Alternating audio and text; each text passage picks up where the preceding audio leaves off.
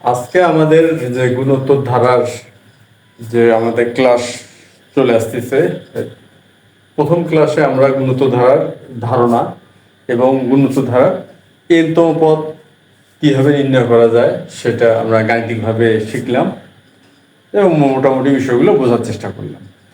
তারই ধারাবাহিকতায় আজকে আমাদের আলোচ্য বিষয় হবে গুণোত্তর ধারার সমষ্টির সূত্র, অর্থাৎ কোনো গুণোত্তর ধারার সমষ্টি আমরা কিভাবে নির্ণয় করব।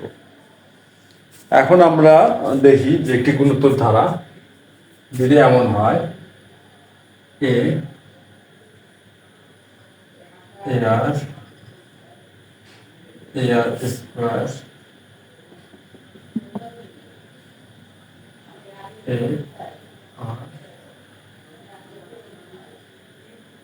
এটা হচ্ছে একটা গুণোত্তর ধারা।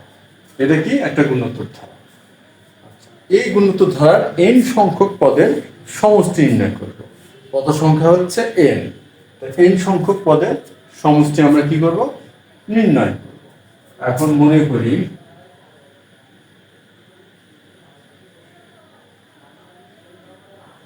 যে n সংখ্যক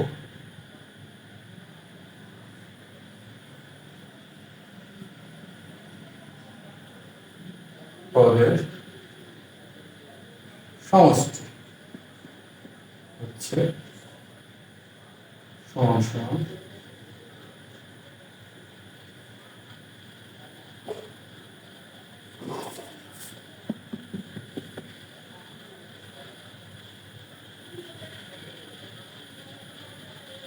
আমরা ধরে নিলাম এটা হচ্ছে এই সংখ্যক পদের সমষ্টি। উভয় পক্ষকে আমরা আর দিয়ে গুণ করে উভয়কে কি করবো? আর কি দিয়ে গুণ করবো? আর। তাহলে আর দিয়ে যদি গুণ করি তাহলে এখানে আর হলো, আর এর সাথে আর গুণ করলে এ আর এখানে এ আর স্কোয়ার, এখানে এ আর কিউব ডট ডট। এখন আমরা এখানে দেখি এ আর গুণন আর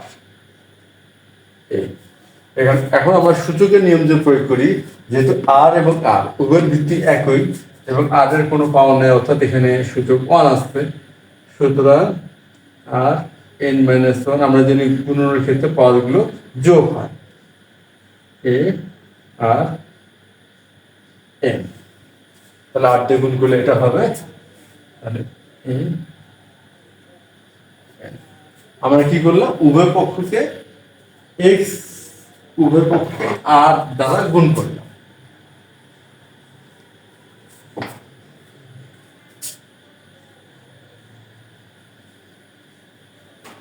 উভয়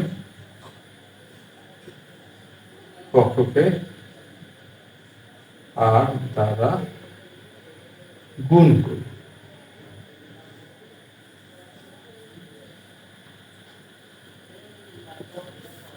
উভয় পক্ষকে আর দ্বারা গুণ। এখন আমরা করব যে বিয়োগ করব। কি করব? বিয়োগ।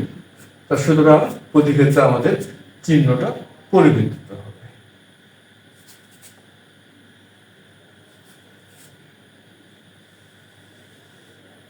বিয়োগ। এখন এখানে দেখা যাচ্ছে S7 আমরা যদি কমন নেই, এখানে কমন নিলে 1 মাইনাস আর সমান সমান। এখন আমরা একটা জিনিস দেখি, এখানে এ আর বিয়োগ 0 হয়ে গেল, এ আর স্কোয়ার বিয়োগ 0 হয়ে গেল। আমাদের পরের ধাপ লিখি, এখানে যে আমরা একটা লিখতে পারি চাইলেই এ আর কিউব, তাহলে এ আর কিউব 0 হয়ে গেল, এখানে থাকলো এ। আর এই জায়গাতে আমরা যদি এ r to the power n, অর্থাৎ এখানে আর এর পাওয়ার হচ্ছে n, তার আগের পদটা যদি লিখি আমরা, সেই ক্ষেত্রে এটার আগের পদ তাহলে পাওয়ার হবে 1 কম, এটা বিয়োগ, সেক্ষেত্রে আমাদের এই দুটো 0 হয়ে যাবে। এখন আমাদের থাকলো এ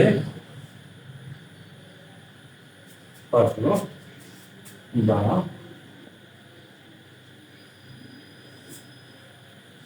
one minus r a common নিলে one minus r to the power n. আমাদের এন সংখ্যক পদের সমষ্টি চলে আসলো। কি আসলো? এন সংখ্যক পদের সমষ্টি চলে আসলো। এইখানে এ হচ্ছে প্রথম পদ,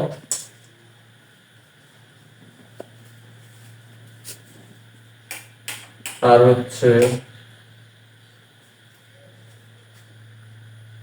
সাধারণ অনুপাত,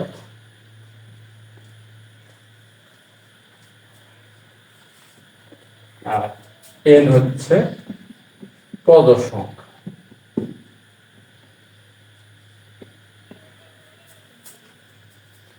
আচ্ছা, তা এই হচ্ছে আমাদের এন সংখ্যক পদের সমষ্টির সূত্র।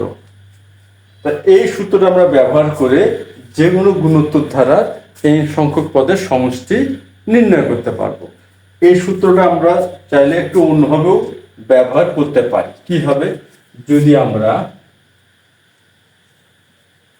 এখানে একটা মাইনাস নেই, আর মাইনাস ওয়ান, আর এখানে আমরা মাইনাস নিলাম, আর এটা minus minus plus a r to the power n minus one r minus one. আমরা এই যে সূত্রটা আমাদের one minus r to the power n, এটাকে আমরা যদি লব এবং হরে আমরা মাইনাস নেই, সেই ক্ষেত্রে আমরা r to the power minus r to the power n minus one আর আর মাইনাস এন এই আকারটা পেতে পারি। তো আমরা এই দুটোর যে কোনো একটা, এই দুটোর যে আমরা ধারণা পেলাম, এই দুটোর যে কোনো একটা ব্যবহার করলেই আমরা এন সংখ্যক পদের সমষ্টি নির্ণয় করতে পারবো যে কোনো গুণোত্তর ধারা। তো আমাদের এই যে গাণিতিক আমরা যে বিষয়টা দেখলাম এবং গাণিতিকভাবে যে গুণোত্তর ধারার সমষ্টিটা নির্ণয় করলাম, এটাই হচ্ছে আমাদের এন সংখ্যক পদের গুণোত্তর ধারার সমষ্টির সূত্র, যেটা আমরা যে কোনো গুণোত্তর ধারার সমষ্টি নির্ণয়ের ক্ষেত্রে ব্যবহার করতে পারবো। তবে আজকে আলোচনা আমরা এখানেই শেষ করতেছি। গুণোত্তর ধারার পরবর্তী ক্লাসের বা ধারার যে ক্লাসগুলো আমরা ধারাবাহিক করে আসতেছি, এই ক্লাসে দেখার আমন্ত্রণ জানিয়ে আজকে আমরা এখানেই শেষ করলাম। ধন্যবাদ।